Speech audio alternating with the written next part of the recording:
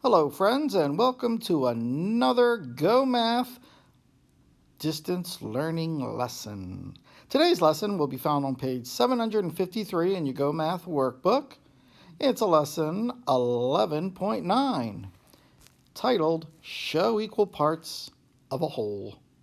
Our essential question today is, how do you know if a shape shows halves, thirds, or fourths? So let's go ahead and start today's first page. Again, it's on page 753.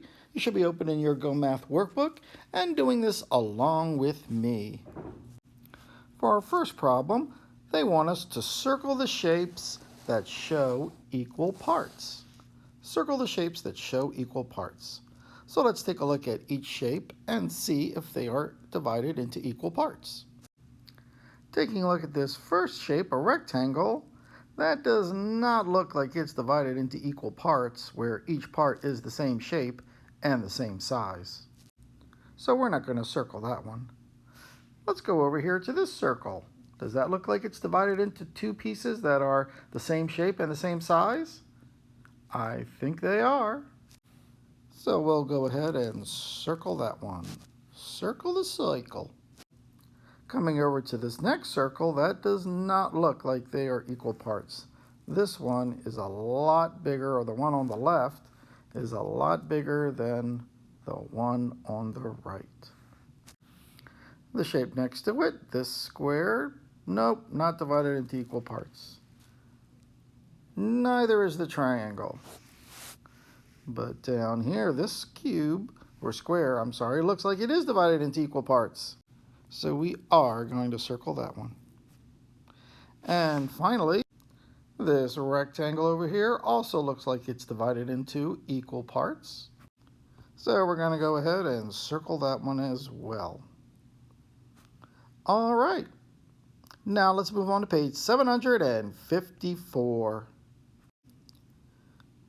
You should now be turned to page 754. Let's take a look at the top purple shaded part. It says you can draw to show equal parts of the whole. You can have halves, which are two equal parts. There are two halves in a whole shape, meaning an entire shape. Or you can divide that shape into three equal parts, or thirds. There are 3/3 in a whole. 1, 2, 3. And there are 4 equal parts in a whole when you divide them into fourths. 1, 2, 3, and 4. Now let's go down and try numbers 1 through 6. We'll do these together. If you need to, don't be afraid to press pause if you need to catch up to me. They want us to draw to show equal parts, and the first one they've done for us. They want us to divide this circle into thirds, or 3 equal parts. So you can go ahead and trace the lines they provided for us, which divides that circle into 3 triangles. The next circle they want us to divide into halves. And there's many ways we could do that. We could divide it right down the middle, over sideways, or even diagonally. I think I'll keep it side to side. Number 3, they want us to divide into fourths. And again, like the circle we just did, there's a few ways we could do this. Now, if this were a cube, we could divide it by making an X through the middle, because then all triangles would be the same size and shape. But not with a rectangle, because these side rectangles are not as long, but they are much taller than the two on top. So for a rectangle, we could not divide it this way. But we could do it up and down, and I'm not a great artist, so let's just pretend they are equal parts. Or I could do it side to side. Again, pretending that I'm a wonderful artist and I can make them Perfect. Or the final way with a line down the middle and a line across the middle. Let's go to number 4. Here they want us to divide this shape into halves. There's many ways to do that. I could do it diagonally, side to side, or up and down. We'll keep that one. All right, what about number 5? They want us to divide the circle into fourths. I think the easiest way would be to just go down the middle and across the side.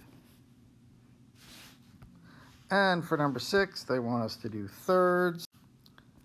So we could go up and down. Whoops, sorry. And you could use a ruler to help you with this if you like. Or we could go side to side. And that completes page 754.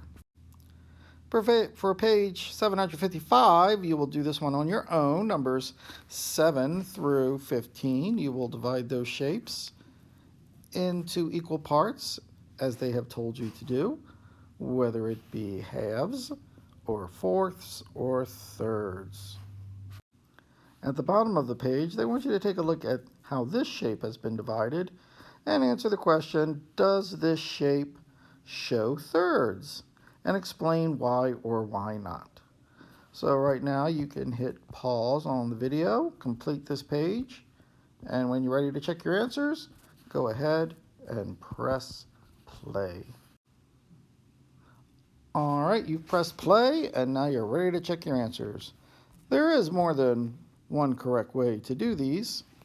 So if I don't do your way, it doesn't mean that you're wrong, as long as you have divided them into equal parts. For number 7, halves, I just divided it down the middle. For number 8, fourths, I'll just go across. Thirds, sorry about that. 1, 2, pretending that they are equal parts because I'm not the world's best artist. For number 10, thirds again. I could go up and down. Halves, go across. Could have gone diagonally too. Fourths for number 12. Just make a cross. For number 13, halves. I could have gone diagonally. Thirds for number 14. I'll go up and down. And for number 15, fourths, the old tried and true X marks the spot method. All right, so there's numbers 7 through 15. For number 16, you had to explain, does this shape show thirds? Well, it does have 3 parts. However, part number 1 is a lot bigger than parts 2 and 3, so they are not equal. So this square has not been divided into thirds because the shapes aren't the same size or the same shape. So I wrote the answer, no, the pieces are not the same shape or size. Once you've checked your answers on page 755, we're ready to turn to page 756. So you now should have turned to page 756. If you like at this point, you can pause the video and scan the Math on the Spot QR code and watch the Math on the Spot video and try to do number 17 along with the video. And then press play and continue with the video. Let's take a look at number 17. Colton and 3 friends want to share a pizza equally. Draw to show how the pizza should be divided. Hey, I like a pizza too! Well, we can't divide it going up and down because then that middle slice is much bigger and a different shape than the two slices on the side. I find the easiest way to divide a circle into thirds is to draw the old-fashioned peace sign from the 60s and 70s. Your parents might know about that. It's kind of like drawing an upside-down Y. I've taken a Y and I've just turned it upside down. Or I suppose you could just make a Y right side up. All right, let's take a look at number 18. There are two square pizzas. Each pizza is cut into fourths. How many pieces of pizza are there? So I find solving this problem, it's best to help me by drawing a picture. So first I will draw my two square pizzas. Don't they have square pizza at Little Caesars? Pizza, pizza. So I will cut my pizzas into fourths. And now they want to know how many pieces I have all together. Well, let's count them. 1, 2, 3, 4, 5, 6, 7, 8. Or I could have thought 4 plus 4. So all together with the two pizzas, we have 8 pieces. Hey, did you hear the joke about the man? He wanted to eat a whole pizza. He says, Mario, make me a whole pizza. I'm gonna eat the whole thing.